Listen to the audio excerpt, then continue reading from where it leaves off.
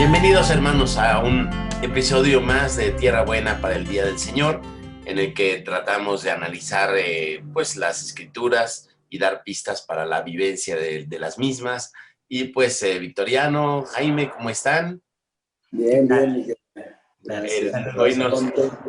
Hoy nos Muy toca... contentos de regresar a Tierra Buena. Sí, por supuesto, la gente pues también está contenta de que regresemos y pues aquí estamos para servirles. Hoy tenemos un domingo muy especial que analizar, unas lecturas del domingo muy especial, del el cuarto domingo de Pascua.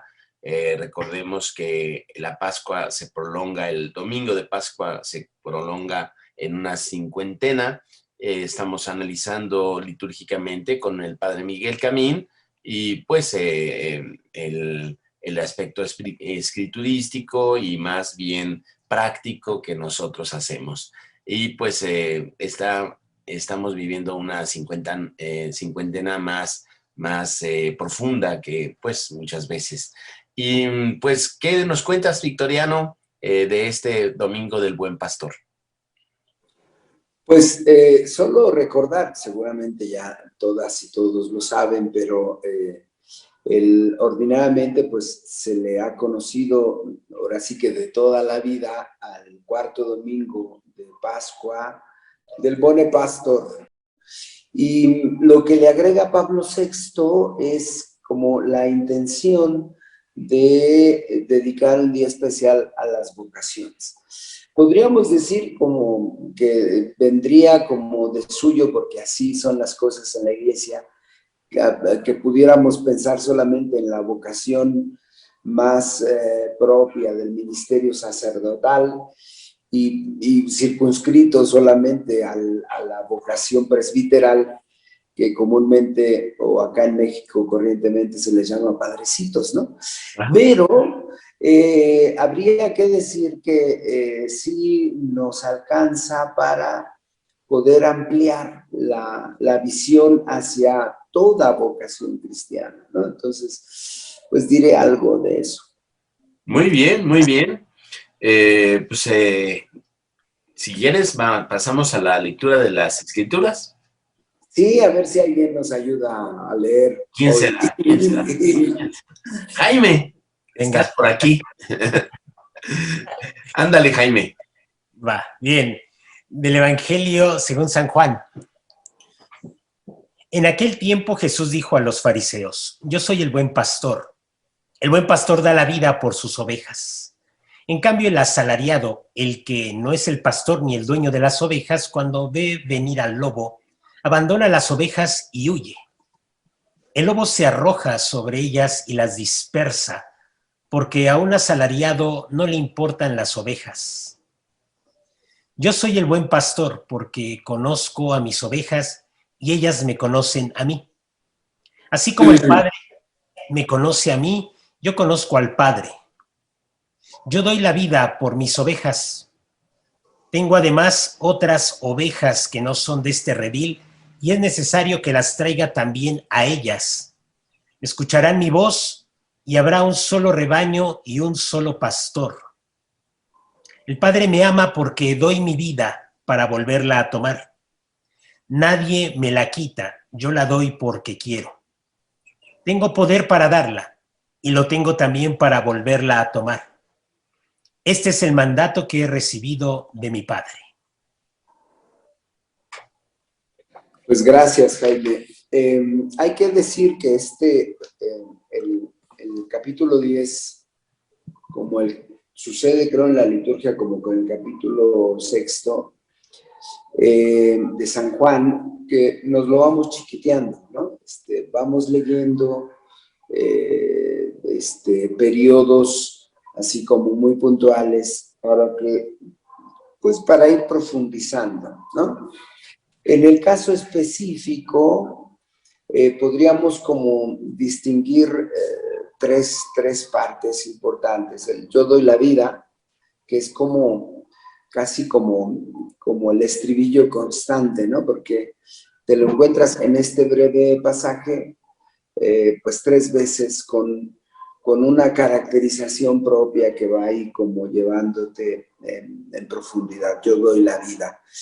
Y el otro punto que me importa subrayar es cómo hay esta manifestación de yo conozco a mis ovejas, ¿no? Hay una intimidad. Tú ya nos contabas en alguna parte, cuando hemos hablado del buen pastor, cómo las limitaciones de las ovejas, ¿no? Como, como pues están como desprotegidas, como desvalidas más bien, ¿no? Que necesitan profundamente la presencia, constantemente la presencia del pastor. Y esto pues implica una convivencia con las ovejas, porque pues tenían que ir a buscar hacia las alturas tantas veces alimento, y pues esto implicaba una convivencia pues muy estrecha. Las 24 horas del día se la pasaba con las ovejas. Y también recordar cómo que lo que permitía el conocimiento, pues era que también no eran rebaños muy grandes, ¿no? Nos platicabas cómo las familias pues tenían 1, 2 ovejitas para ir subsistiendo, y pues imagínate tú que pues, se hacía una convivencia. Yo me imagino así como las modas modernas de las mascotas, ¿no? Que los perrijos o los gatijos, ¿no? Bueno, no tan, en un modo tan... Exagerado.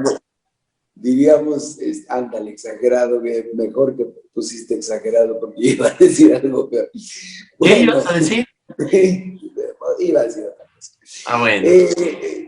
Y entonces había una convivencia pues muy estrecha. Y entonces, pero declarado por el buen pastor, por el maestro, pues adquiere una profundidad muy bella.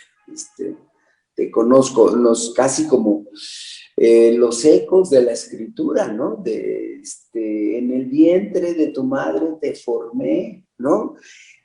Como de toda la vida te voy acompañando. Es decir, a mí me gusta siempre pensar que no somos como una bola ahí, ¿no? Una multitud sino como individualmente, por su nombre yo las llamo, ¿no? Dirá en otro periodo. Entonces, eso me parece muy importante.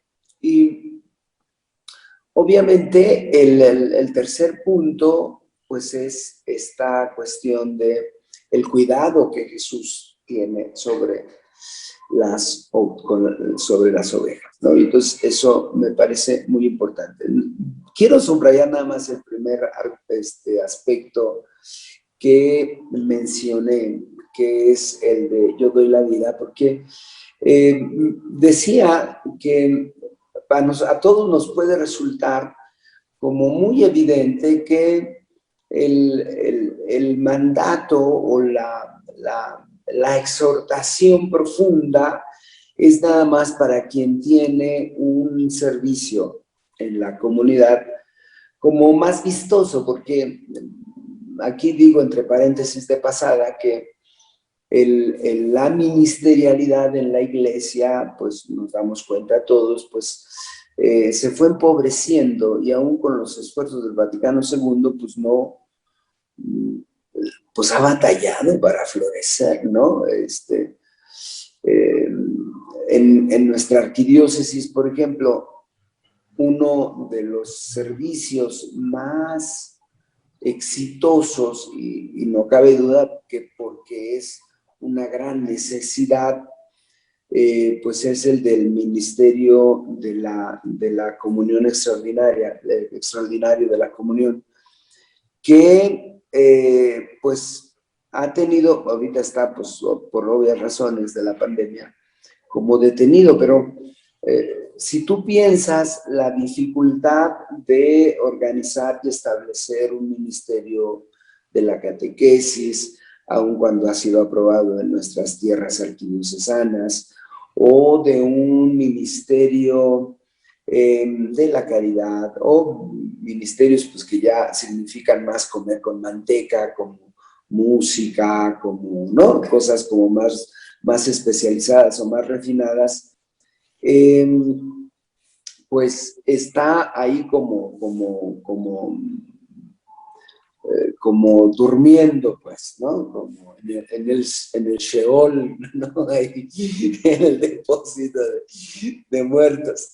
Y entonces queda esta sensación en la iglesia católica, apostólica y romana como de una ministerialidad que pues se ha quedado como en muchos sentidos apañada por el clero, ¿no? Y más concretamente por el presbítero, porque incluso desplazó, si piensas en la historia del diaconado, pues desplazó el ministerio diaconal con el paso de los tiempos. Entonces, creo que es muy importante hoy decir que la vocación al servicio pues es para todo bautizado, ¿no? No podemos decir que nada más.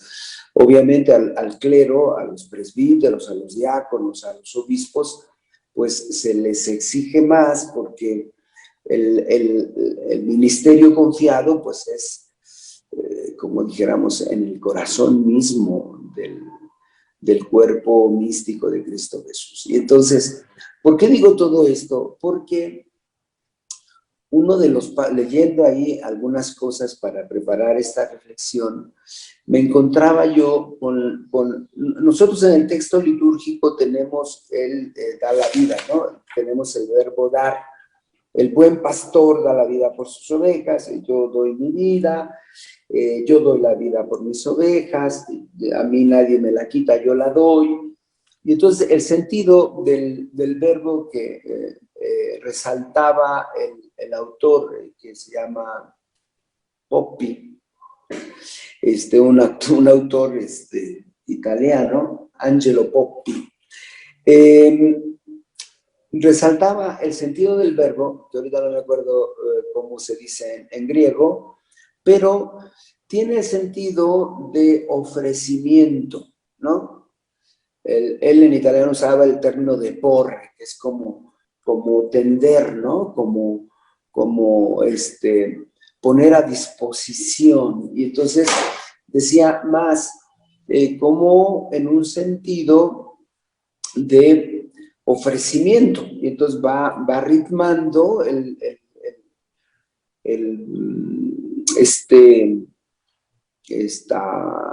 este párrafo, lo va ritmando precisamente desde el punto de vista del ofrecimiento. De poner a disposición, ¿no? De poner a disposición, ¿no? Por eso decía yo ahí como tender, ¿no? Lo pones a disposición. Sí, sí, sí. Y entonces, esta característica es una característica profundamente cristiana. Me acuerdo haber escuchado ¿cómo se llama? Uno de estos guías de la catedral, Carlos, que decía una vez, le estaba explicando el altar del perdón, y les decía, por algunos motivos que no recuerdo, llega al punto de que, por el señor del veneno, que está ahí el señor del veneno, y pues ya sabes que es muy taquillero. Y entonces decía, fíjense bien que nosotros hemos hecho una religión de pedinches, ¿no? Yo digo, úchale, ya está echando piedras a los clérigos, ¿no?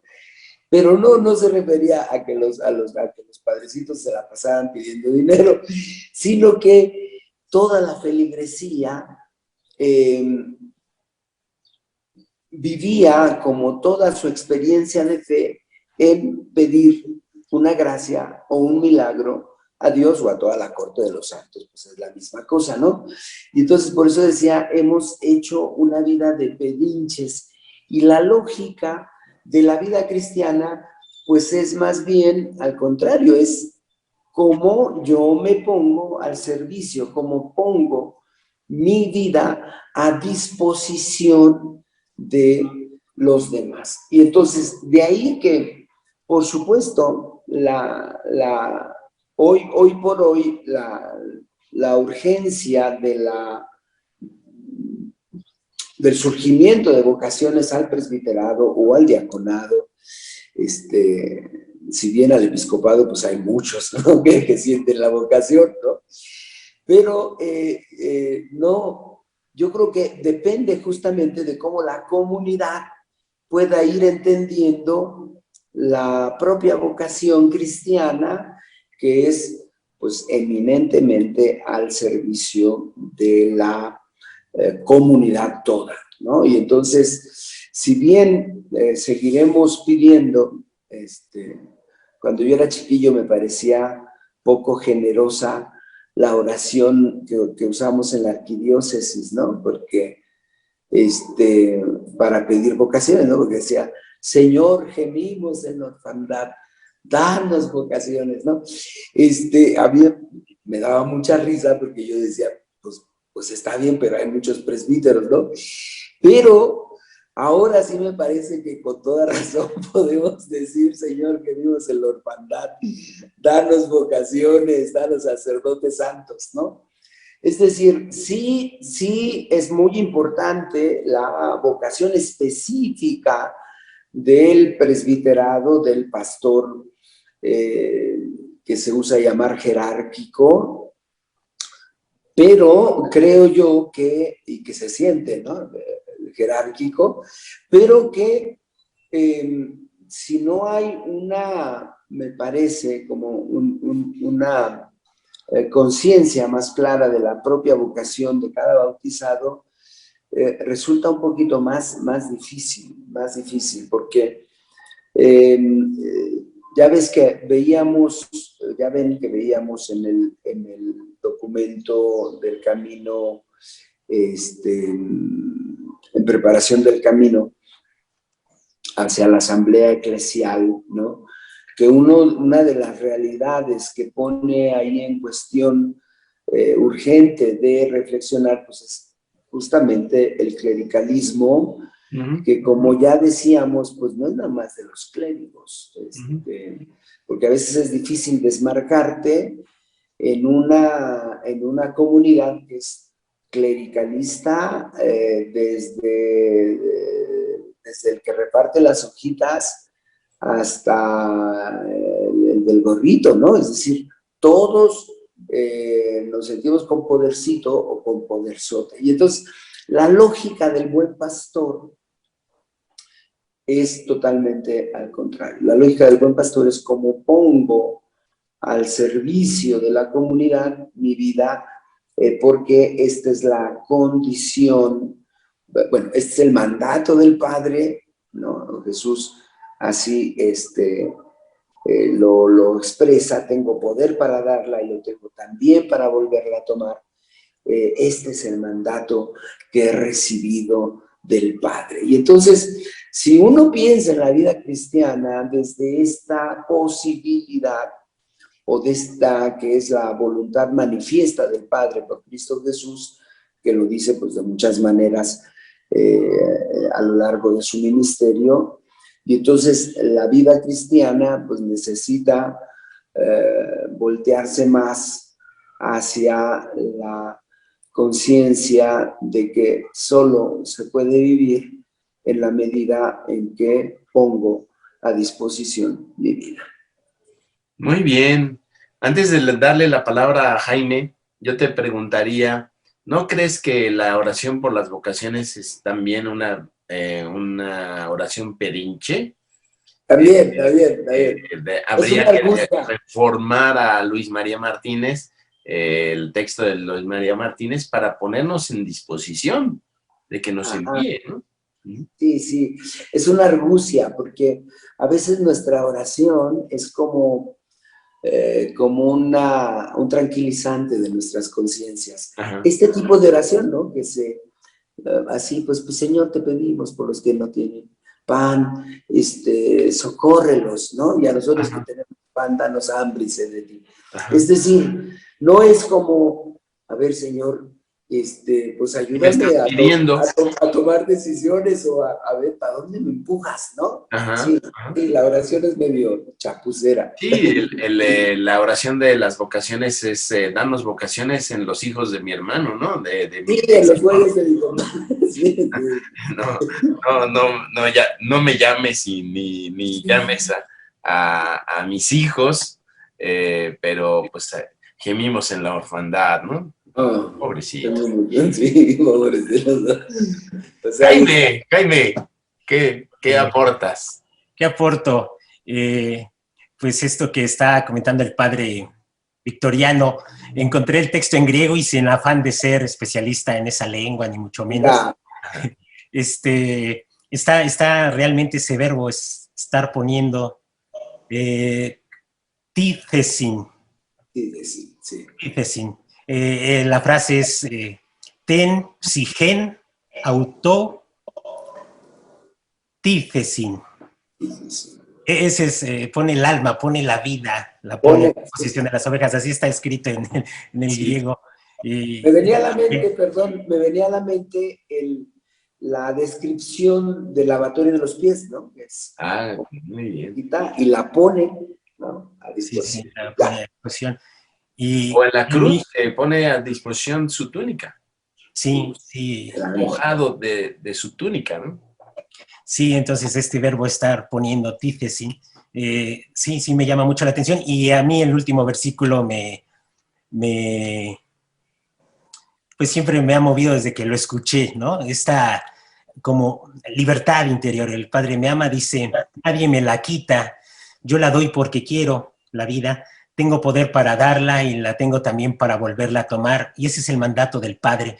Es como llegar a esta altura. A mí siempre se me ha antojado como esa imagen que tengo, ¿no? De la libertad interior para dar la vida. Ya no sé si el otro la está dando o no, ¿no? Ya no me voy a poner en condición, ya no voy a poner condicionamientos para ver si el vecino está cumpliendo o no está cumpliendo, sino todo este trabajo interior. Y yo creo que esta fuerza de dar la vida con mucha libertad, pues nace del amor, ¿no? Dice Jesús, el Padre me ama, yo lo amo a Él, nos conocemos. Y a partir de esta experiencia de amor creo que surge pues esta libertad para dar la vida. Ese versículo a mí me gusta mucho y siempre ha resonado y es el que quería yo aquí aportar. Sí, muy bien. Qué bueno que encuentras el texto en griego. Yo no sé griego, no sé No, griego, yo Coine, tampoco, pero estas traducciones de los especialistas nos ayudan mucho a Mucho. acercar el tema, ¿no? Para profundizar en el tema, ¿no? Me recuerda mucho esta oración de Jesús en la cruz: en tus manos encomiendo mi espíritu. Y leía a un autor judío que decía que todos los judíos terminan sus oraciones diarias con esta frase: en tus manos encomiendo mi espíritu, pero que nosotros tenemos la imaginación de que Jesús está encomendando su alma, su espíritu, en las manos del Padre porque lo está donando. Y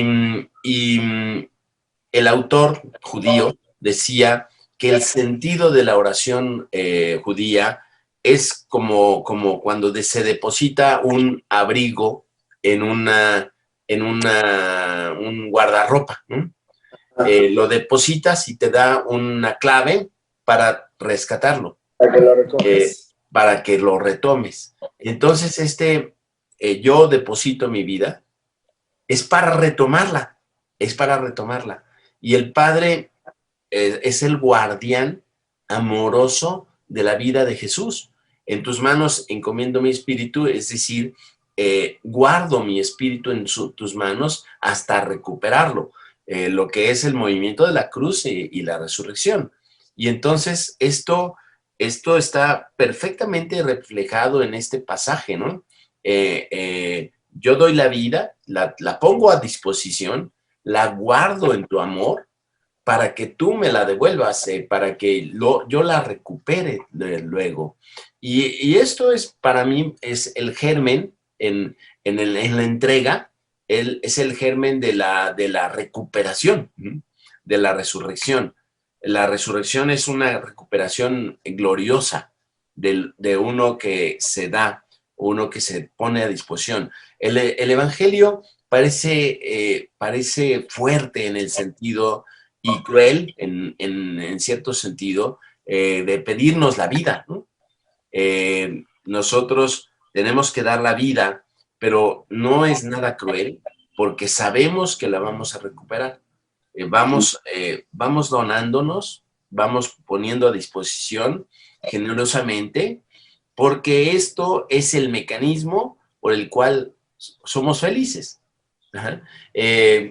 Ahorita quiero leer un breve párrafo de la palabra de vida que estamos viviendo. Yo soy el buen pastor, el buen pastor da la vida por sus ovejas. Y dice Letizia Magri, la que escribe esta palabra de vida, este texto que estamos viviendo, cuando experimentamos, al menos en parte, esta presencia silenciosa, pero potente en nuestra vida, se enciende en el corazón el deseo de compartirla. Es decir, el buen pastor nos hace experimentar el amor silencioso y luego nos surge el deseo de compartir este amor. Dice Letizia, de hacer crecer nuestra capacidad de cuidado y de hospitalidad para con todos los demás.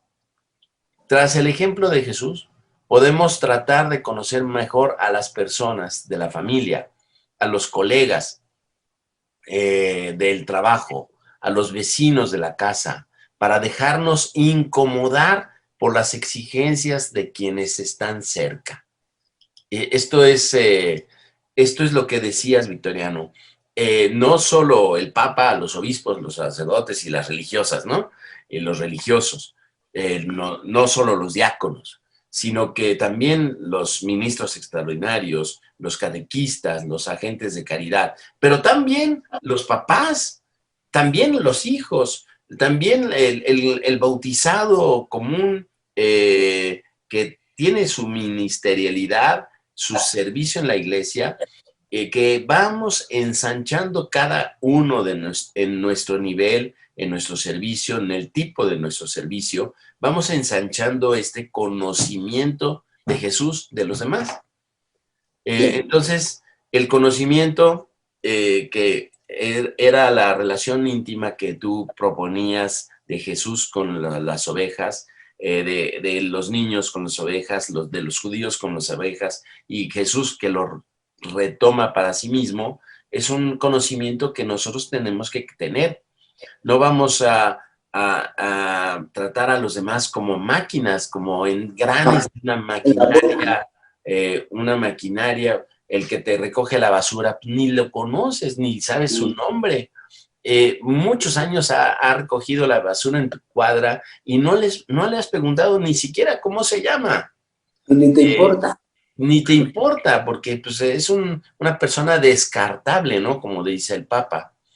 Entonces, esta relación de conocimiento nos ayuda a estar haciendo un mundo mejor. Y, por supuesto, que el conocimiento incomoda.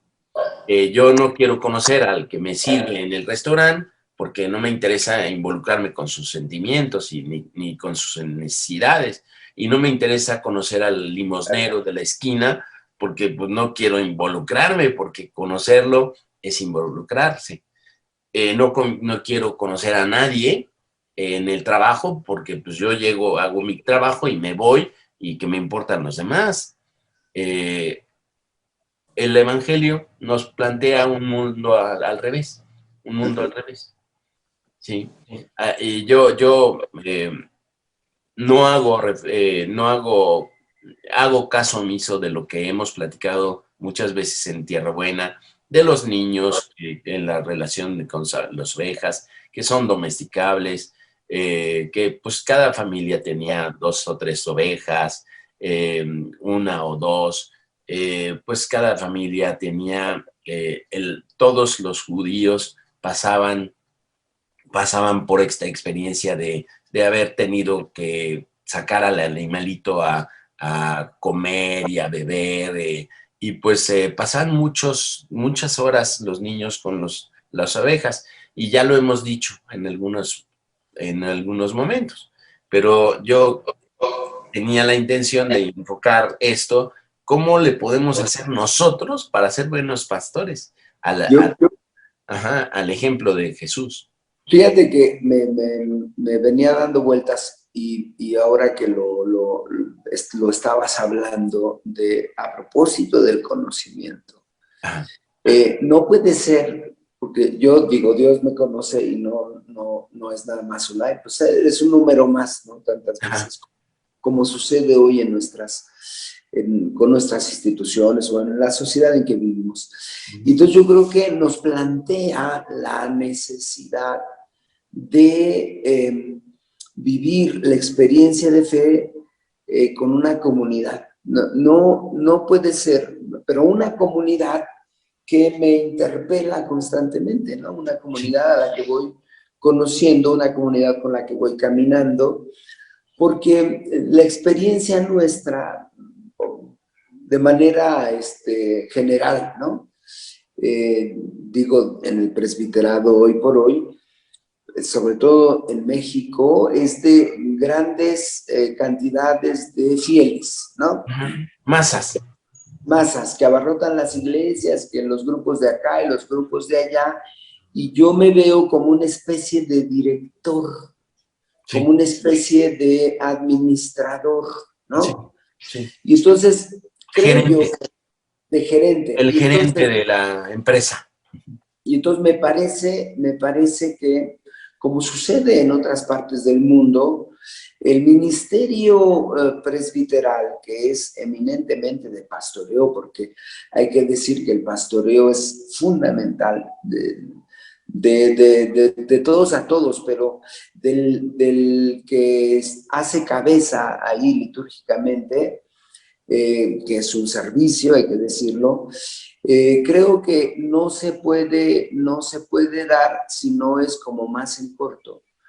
Creo que una de las transformaciones que se debe implementar a mí me da mucho gusto que el documento de preparación a la Asamblea Eclesial lo vaya diciendo, de las reformas estructurales. Creo que se necesita pasar a la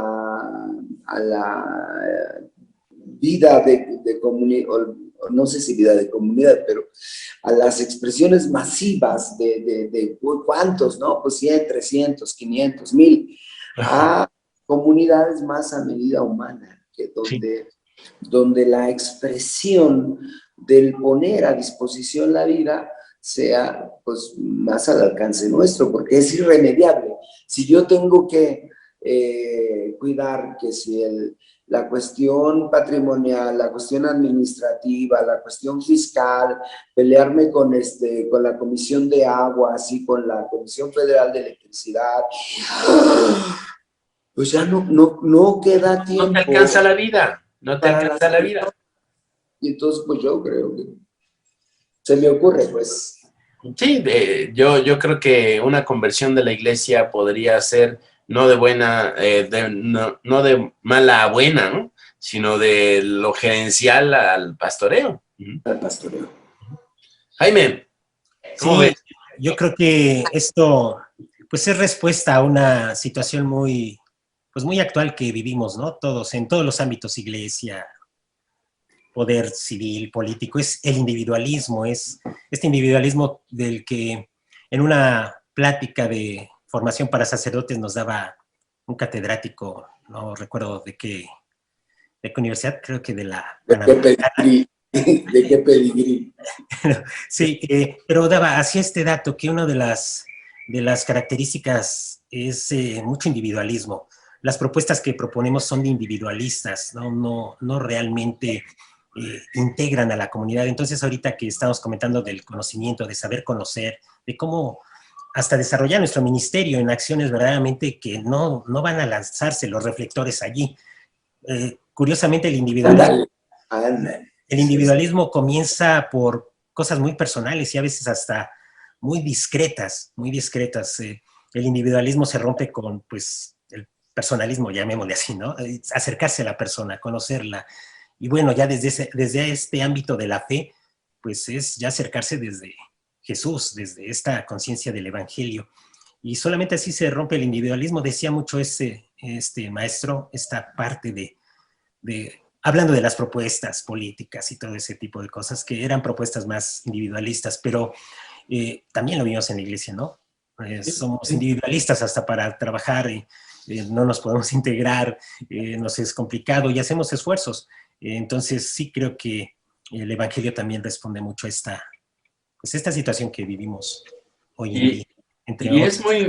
es muy fácil voltear hacia arriba y criticar a los jerarcas de que no están haciendo lo que tienen que hacer y que no están siguiendo pastores y que no se acercan y que no nos conocen, pero no nos damos cuenta que nosotros estamos haciendo prácticamente lo mismo. Igual, Y la igual. gente, Y peor. los laicos, están haciendo prácticamente lo mismo. El clericalismo, como dice Victoriano, se da de toda la gama del que entrega las hojitas en la misa hasta el del gorrito, dijiste, Victoriano. Y ese clericalismo es una separación que hace de las personas masa, de las personas instrumentos de mi bienestar. Yo veo el clericalismo mucho como hacer engranes para que la maquinaria funcione y que me beneficie en varios aspectos, en el económico, en el social, y estos engranes los podemos estar haciendo todos. Los replicamos, sí. Sí. Entonces, yo creo que el cambio verdadero que necesita la iglesia es un cambio desde los estratos más bajos de la pirámide para voltear la pirámide, para que la pirámide no sea hacia arriba, sino hacia abajo. Muy bien. Muy bien, muy bien. ¿Alguna aportación final que quieran hacer? Pues, más bien te quiero preguntar, Ajá. la cuestión de las otras ovejas. He leído algunos autores que dicen del pueblo de Israel, ¿no? Y a mí, yo la he entendido más bien en un sentido más universal, donde en el sentido del Evangelio de Mateo, vengan benditos de mi Padre, es decir, todos aquellos que hacen la voluntad de mi Padre, ¿no? Ajá. ¿Tú cómo lo...? Bueno, el sentido del pasaje es no solo a las ovejas de Israel. Esto tiene mucho que ver con el cambio de mentalidad que hizo Jesús. La misión que él entendió al principio era para predicarles a las ovejas perdidas del pueblo de Israel. Y entonces tenemos un pasaje muy, muy emblemático de esta sirofenicia que le dice también: los perritos necesitan y comen de lo que desperdician los hijos, ¿no? Los amo. Los hijos. Entonces, esta conjunción del pueblo de Israel, llamado originalmente por Dios para ser luz de las naciones, a una comunidad mezclada de el pueblo de Israel y los paganos que se están convirtiendo y bautizando. Esto es lo que encontramos en el pasaje de la cruz, cuando le dice Jesús al discípulo amado: ahí está tu madre, madre, ahí está tu hijo. Es decir, la comunidad del resto fiel de Israel, representada por la madre, es adoptada por los discípulos de todas las naciones. Nosotros acogemos en nuestro seno al resto fiel de Israel. Entonces, a mí me resulta muy gráfico en las basílicas romanas, en la cintilla de hasta abajo del ábside, ves que en el ábside está el Pantocrátor y muchas cintillas inferiores, está Cristo como el verdadero Cordero, con su halo, con su aura de cruz, y ovejas que salen de Jerusalén y que van caminando hacia él, y ovejas que salen de todas partes del mundo y van caminando hacia él. Estos son los dos rebaños que se juntan en Cristo. Y esto, pues, lo estamos viviendo constantemente, ¿no? Claro. Si es un llamado a la tolerancia, un llamado a la perspectiva de que no somos los únicos, porque ahorita la imagen sería los que venimos de la Iglesia Católica y los que vienen de todas partes del mundo y que nos reunimos en Cristo. Es un llamado a la tolerancia, ¿no? Pues qué padre. Sí. Gracias. Muy bien. No, al contrario, es una imagen bellísima, bellísima. Búsquenla en internet, las ovejas. Sí, la tengo presente. Ajá. Muy bien. Jaime. Pues no más. Pues despide, Jaime, por favor. Pues muchas gracias. Y aquí seguimos en Tierra Buena. Sigan acompañándonos y nosotros seguiremos aportándoles lo más que podamos para alimentar su fe. Perfecto. Bendiciones a todos. Bendiciones. Bye.